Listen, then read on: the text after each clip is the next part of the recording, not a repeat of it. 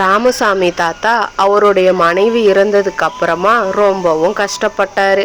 அவங்க இருக்கிற வரைக்கும் தாத்தாவை ரொம்ப நல்லாவே பார்த்துக்கிட்டாங்க. இப்போ தாத்தாக்கு சாப்பாட்டுக்கே ரொம்ப கஷ்டம் ஏற்பட்டுச்சு.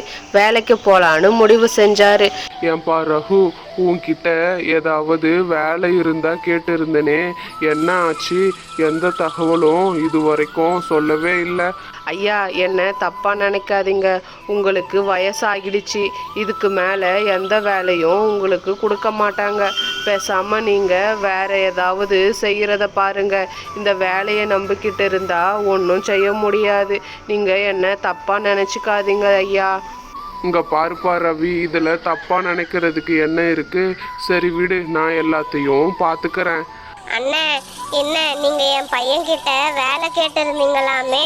எதுக்குண்ணே இந்த வயசான காலத்துல வேலைக்கு போய்கிட்டு நான் உங்களுக்கு 3 வேளை சாப்பாடு போட மாட்டேன்னா என்ன?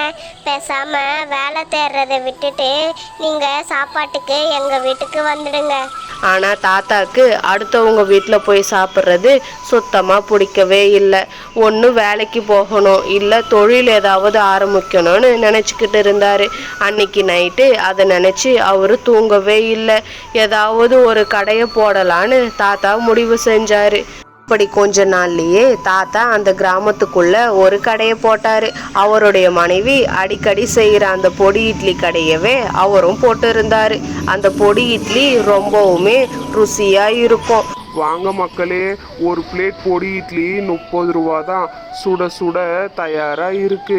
இந்த மாதிரி பொடி இட்லியை நீங்க வேற எந்த ஹோட்டல்லையும் சாப்பிட்டு இருக்க முடியாது. வாங்க. தாத்தா, இது என்ன இட்லி கலரா இருக்கு? பார்க்கும்போதே சாப்பிடணும்னு தோணுது. எங்க வீட்லலாம் இட்லி வெள்ளை கலர்ல மட்டும்தான் இருக்கும். அப்படி அந்த பையன் ஒரு பிளேட் பொடி இட்லியை வாங்கி சாப்பிட்டான். அதை பார்த்த தாத்தா ரொம்பவும் சந்தோஷப்பட்டாரு. எப்படியோ ஒரு பையன் வந்து சாப்பிட்டுட்டான், சந்தோஷமா இருக்கு அப்படின்னு நினைச்சாரு. அப்படியே நாட்களும் போச்சு. தாத்தாவோடைய பொடி இட்லி கடையும் நல்லா ஃபேமஸ் ஆச்சு. தான் வீட்டுக்கு முன்னாடியே தாத்தா கடையை போட ஆரம்பிச்சாரு. சின்ன குழந்தைங்க தாத்தாவோடைய கடையில பொடி இட்லியை விரும்பி சாப்பிடுவாங்க. அது மட்டும் இல்லாம பெரியவங்களும் தாத்தாவோடைய பொடி இட்லியை விரும்பி சாப்பிட்டுக்கிட்டு இருந்தாங்க. இதை பார்த்து தாத்தா ரொம்பவும் சந்தோஷப்பட்டாரு. தாத்தாவோடைய முயற்சிக்கு வெற்றியும் கிடைச்சிது. அவர் வயசானவர்ன்றதுனால வேலை கொடுக்கல. ஆனால் தாத்தாவோடைய முயற்சியால் அவர் வெற்றி அடைஞ்சார். இந்த கதை உங்களுக்கு பிடிச்சிருந்தா மறக்காமல் நம்மளுடைய சேனலை சப்ஸ்கிரைப் பண்ணுங்கள்.